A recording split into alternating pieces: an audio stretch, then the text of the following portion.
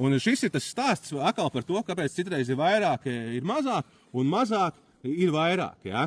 Un šeit es gribētu izšķirt divas lietas.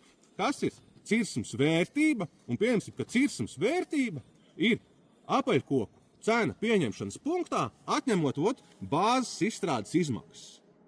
Tos 18 eiro. Un tas ir tik, cik viņai būtu jāmaksā.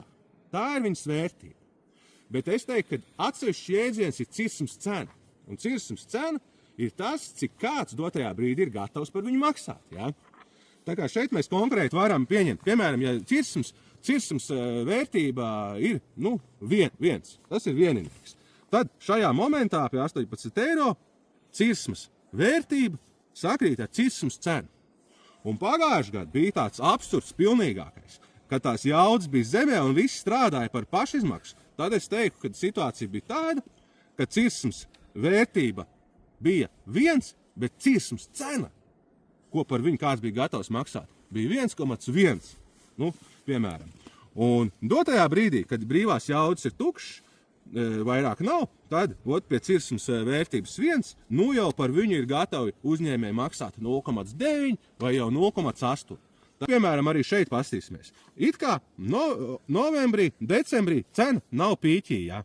Bet izstrādes izmaksas ir zemē. Pieņemsim, ka mums no šīs te vietas, ja, kas ir novembrī, ja, līdz šim te punktam, pieņemsim, ka mums te ir cena piekāpus par 4 eiro kubā, ja?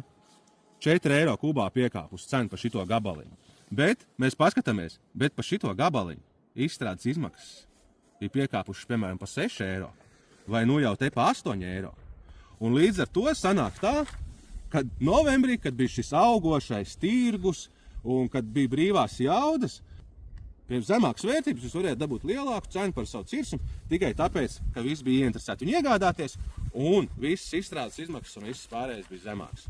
Tā kā cirsums pārdošana, tas nav tikai par apaļkoku cenu, tas ir par kopējo situāciju tirgu un nekad nevar skatīties uz apaļkoku cenu tikai.